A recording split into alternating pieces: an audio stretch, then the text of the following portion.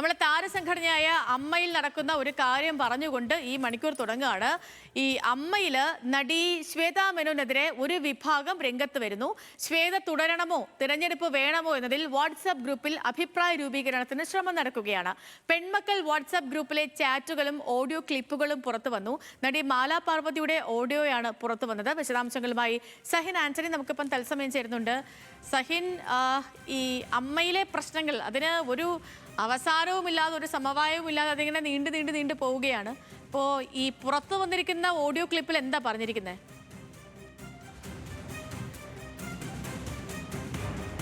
സേതു, തീർച്ചയായിട്ടും താരസംഘടനയായ അമ്മയിലെ പ്രശ്നങ്ങൾ പരിഹരിക്കപ്പെടുന്നില്ല എന്നുള്ളത് തന്നെയാണ്. അതാ ഇപ്പോൾ അമ്മയുടെ പെൺമക്കൾ എന്ന് പറയുന്ന വാട്സപ്പ് കൂട്ടായ്മയിലെ ഒരു ഓഡിയോയും നിരവധി ഓഡിയോയും ഒപ്പം തന്നെ അതിലെ ചാറ്റുകളുമാണ് പുറത്തു വന്നിരിക്കുന്നത്. അതിൽ ശ്വേതാ മേനോൻ ഇനി മത്സരിക്കണമോ തുടരണമോ എന്നുള്ളൊരു കാര്യമാണ് ചർച്ച ചെയ്തിരിക്കുന്നത്. ശ്വേതയെ പൂർണ്ണമായും തള്ളിയിരിക്കുകയാണ് ഈ വാട്സപ്പ് കൂട്ടായ്മ. ശ്വേത ഇനി മത്സരിക്കേണ്ടതില്ല, അല്ലെങ്കിൽ ശ്വേതയെ മത്സരിപ്പിക്കാൻ അനുവദിക്കരുത് എന്നുള്ള നിലയിലാണ് ചർച്ചകൾ മുന്നോട്ട് പോകുന്നതും. കൂടാതെ ശ്വേതാ മേനോൻ ആരെയും നിർബന്ധിക്കാതെ രാജിവെച്ചു പോയ ഒരാളാണ്. അങ്ങനെ പോയ ഒരാൾ തിരിച്ചു വരുമ്പോൾ വീണ്ടും അവരെ സ്വീകരിക്കേണ്ടതില്ല എന്നുള്ളൊരു സമീപനമാണ് ഈ വാട്സപ്പ് ഗ്രൂപ്പിലുള്ളത്. പ്രത്യേകിച്ചും ഉഷ ഹസീന, പൊന്നമ്മ ബാബു അടക്കമുള്ളവരാണ് രൂക്ഷമായി ശ്വേതാ മേനോനെ വിമർശിച്ചിരിക്കുന്നത്. പണ്ട് നമ്മൾക്കറിയാം ഈ അമ്മയുടെ പെൺമക്കൾ അതൊന്ന് പ്രേക്ഷകരെ കേൾപ്പിച്ചിട്ട് ഞാൻ സഹിനിലേക്ക് വരാം. ആ ഓഡിയോ സന്ദേശത്തിലേക്ക്. ഇവർ രാജിവെക്കാൻ ആവശ്യപ്പെട്ടിട്ടില്ല, ആരും ഇവരോട് പോകാൻ പറഞ്ഞില്ല, അവർ സ്വയം ചെയ്തതാണ്. ബാബുരാജിനെ വളരെയധികം അങ്ങോട്ട് ആക്രമിച്ചപ്പോൾ ബാബുരാജ് ഒരു ആരോപണം പറഞ്ഞു, അത് തിരിച്ച് മറുപടി പറഞ്ഞു. അവർ തമ്മിൽ വ്യക്തിപരമായ കാര്യങ്ങളാണ്. അവർ രണ്ടുപേരും അങ്ങോട്ടും ഇങ്ങോട്ട് സംസാരിച്ച ഒരു വിഷയമാണ്. BJP-യിൽ നിന്ന് 2 കോടി വാങ്ങിച്ചു എന്നുള്ള ചോദ്യം ആരോപണമായി ബാബുരാജ് ആരോപണം എന്ന വാക്കോടുകൂടി പറയുന്നു.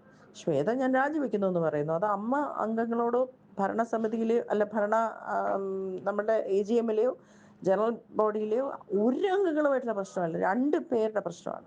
ആ പ്രശ്നത്തിന്റെ പേരിൽ ശ്വേത രാജിവെക്കുന്നത് വളരെ ബാലിശമായിട്ടുള്ള ഒരു സംഘടനാ പാഠവും ഇല്ലാത്തതുകൊണ്ടാണ്. വളരെ ബാലിശമാണ്. ഒരു മെമ്പർ ഒരു ആരോപണം പറയുക, അതിന്റെ പേരിൽ രാജിവെക്കുക. സഹിൻ തുടരുന്നുണ്ട്. സഹിന, ഇപ്പം മാലാ പാർവതി പറയുന്ന അനുസരിച്ച് ശ്വേതയുടെ രാജി അത് ബാലിശമാണെന്നുള്ളൊരു അഭിപ്രായമാണ്. ഇപ്പം 2 പേരുള്ള പ്രശ്നത്തിൽ പ്രസിഡന്റിന്റെ രാജി എന്നൊക്കെ പറയുന്നത് ബാലിശമായ ഒരു ആവശ്യമാണെന്നാണ് മാലാ പാർവതി പറയുന്നത്. തീർച്ചയായിട്ടും അങ്ങനെ തന്നെയാണ്. അവർ രൂക്ഷമായി തന്നെ വിമർശിക്കുകയാണ് ശ്വേതാ മേനോൻ രാജിവെക്കേണ്ട ഒരു സാഹചര്യം ഇല്ലായിരുന്നു, സ്വയം രാജിവെച്ച് പോയതാണ്, വീണ്ടും തിരികെ വന്നിരിക്കുന്നു. ഈ ഘട്ടത്തിൽ ശ്വേതയെ വീണ്ടും മത്സരിപ്പിക്കേണ്ടതില്ല, അല്ലെങ്കിൽ ശ്വേതയ്ക്ക് പിന്തുണ കൊടുക്കേണ്ടതില്ല എന്നൊരു തീരുമാനത്തിലേക്കാണ് അംഗങ്ങൾ ആകമാനം പോകുന്നത്. എന്തായാലും വലിയ രീതിയിലുള്ള വാദപ്രതിവാദങ്ങളാണ് ഇപ്പോൾ ഈ ഗ്രൂപ്പിൽ നടന്നുകൊണ്ടിരിക്കുന്നതും. സേതു. ഓക്കെ സഹിൻ, ശരി. ഇപ്പം അമ്മയിലെ ഈ പ്രശ്നങ്ങൾ, അതായത് നമ്മൾ കഴിഞ്ഞ കുറച്ച് കാലങ്ങളായിട്ട് അമ്മ സംഘടനയിൽ നടന്നുകൊണ്ടിരിക്കുന്ന പ്രശ്നങ്ങളൊക്കെ സംസാരിക്കുന്നുണ്ട്.